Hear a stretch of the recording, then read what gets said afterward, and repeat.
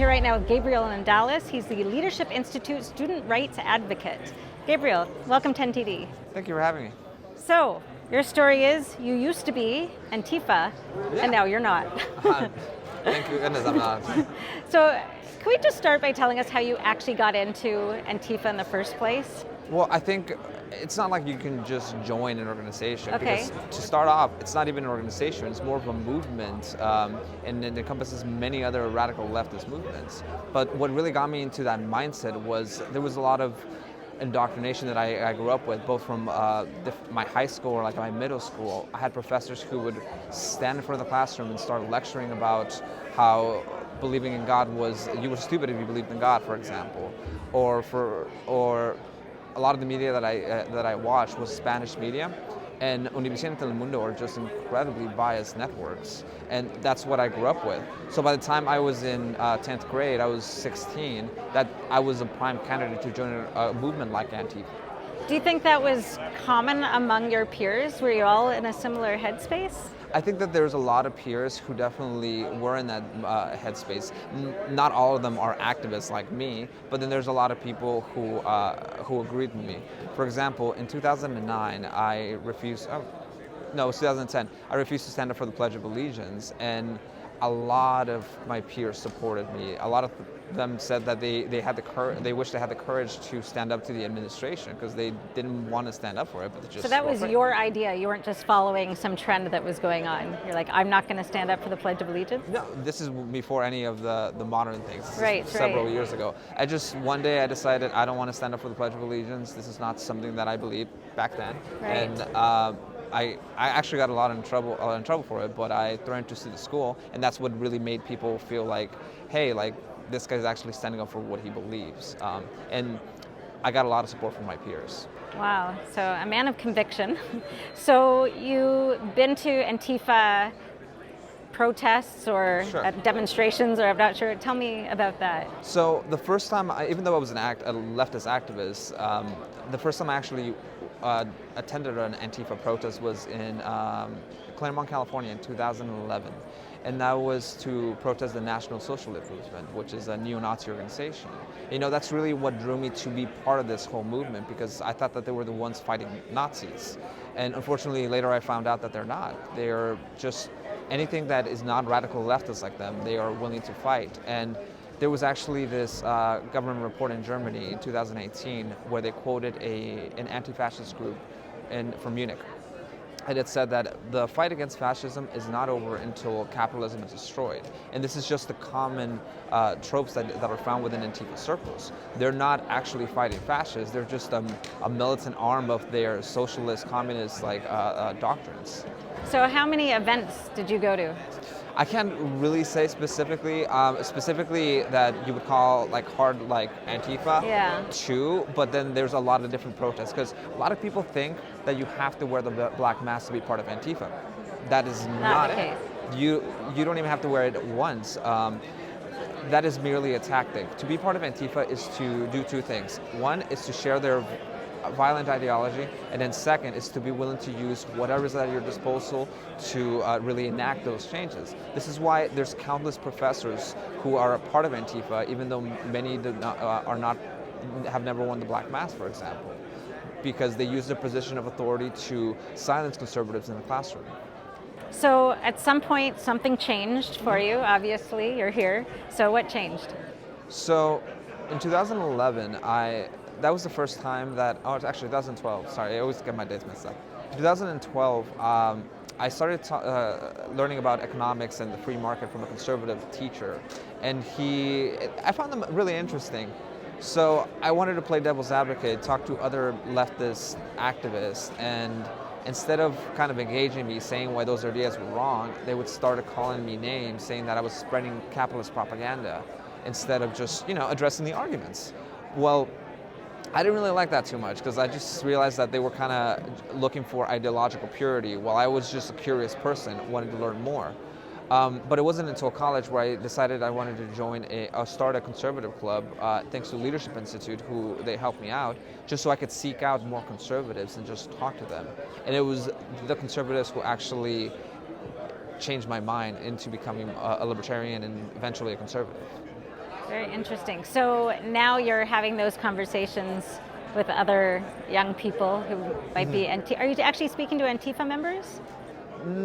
I will say I had a conversation because sometimes I will go on campus. I do two things on campus. One, I'll do the speeches and the whole thing with my tour behind the black mask. But the second one is I do this event where you sit up at a table with a controversial statement to try to get people to change their mind, kind of thing. For example? So we had one where it says like Antifa is terrorism, and I was at the University of Massachusetts Amherst. And there was a gentleman who walked up to me and said, well, I think you're wrong. I'm a current Antifa member, and basically just saying that was wrong. So that was the last conversation I've had with somebody. Did he sit down and have a conversation with you? He didn't sit down, but he was there with me for about 20 minutes. Okay. And he was saying that, oh, look, the one thing that I found very interesting was his argument. He said, I never hurt anybody. Why are you calling me a terrorist? And I just told him, look, just because you've never actually committed the act, you're still giving aid. Every time that you go in the black mask, you're providing cover for people who have done those acts. I mean, that's what I did. I never personally hit anybody, but I was involved in a couple of rallies where there was physical violence, and me wearing the black mask gave them cover. So we're giving them indirectly aid. So Antifa should be declared a terrorist organization. Did he buy that argument? Not. I mean, he just thought he saw himself as a righteous person. Because I mean, Antifa does sound like a great thing. As Americans, we are all anti-fascists. But again, they're not really anti-fascists. They just want to fight anyone and everyone who is not a radical leftist like them. So do you feel like there are people who really think they're doing the right thing? This is, the righteous position, and is everyone committed to violence, do you think? That's part of it? No, not everybody is committed to violence to actually do it, but they know that it's very likely, and they accept the reality that it could lead there. I see. So it's not necessarily something that I like, yes, I'm an Antifa, I'm going to go beat up people. But it's Right. like, I am there. If it comes to it, I'm willing to do it. I see. So sort of a revolutionary Yes. mentality. I understand. Do you feel like your personal safety is in danger going to campuses with this message where perhaps it might not be so welcome? There has been a couple of times where before my speeches, campus security has talked to me personally and said that they're a little concerned because they had gotten a few messages or a couple of Threats or something? Not threats per se, but more of they just noticed a couple of things in social media that were a little dangerous. For example, in Illinois, McHenry County College, there was a self-proclaimed Antifa member who was tearing down a lot of posters from my event and was replacing them with a poster of a caricature of a Trump supporter being assaulted with a knife. And for that specific speech, campus police talked to me, made sure that we were good. They had a plan. So there is some concern there, but as far as that goes, everything's been great so far. Okay, good. Yeah. I'm glad to hear that. Maybe could you just characterize for me what the atmosphere on campus is right now? Because I think, for any viewers who haven't been, a university student in some time, or perhaps never were, what's the atmosphere like these days? It's getting much worse. Getting worse. It is getting worse because back when I was around, in college campuses, yes, you had leftist professors, and yes, you had leftist activists who sometimes would throw temper tantrums. But now it seems like there's an organized effort by college professors to really organize these radical leftist groups. For example, at the Leadership Institute's campus reform, we reported a couple of years ago on a story from a Stanford professor and a Purdue professor who they collaborated to create the Campus Anti-Fascist Network. And this is actually endorsed by several different departments, university departments and unions and all of these different legitimate groups as being a good thing, when in fact Antifa, all it does is promote violence. I mean, in the last couple of weeks, we've actually seen mobs of students surround conservative students or just like right-wing activists simply for being on campus. And that's not okay because it's growing into what it used to be. It used to be very sporadic. Now it's pretty organized. Wow. And what about in the classroom itself? What's being taught and the dynamics in the classroom? Well, there's a lot of professors who are incredibly biased. Even when I was around, I remember having professors who just sit up there and just lecture about Marx when they were supposed to be lecturing about psychology or something else.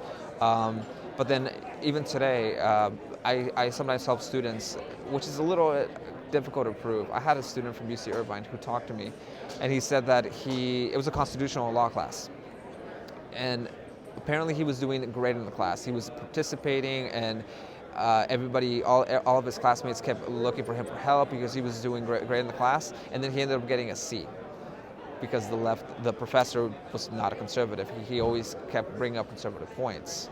And some of those things are a little bit harder to prove, but we've been seeing a steady pattern from multiple different professors where the conservatives are getting lower grades than the liberal students. Wow.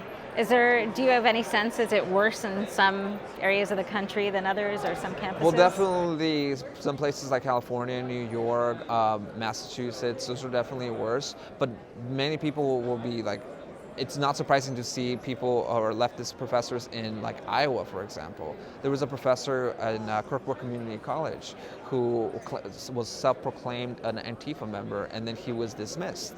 And a lot of people said, oh, it's his free speech rights. Well, sure, you can belong to any organization, but to be an Antifa member is not just to belong to a group. To share the Antifa mentality is to say, yes, I am going to be biased against you. Yes, I am going to do anything in my authority to make sure that you receive less opportunities than liberal students. And any professor who sees themselves as an activist and they start pushing an agenda and teaching students what to think instead of how to think should not have a job. Well, thank you. Good luck with your work, and thanks for joining us today. Thank you, I appreciate it.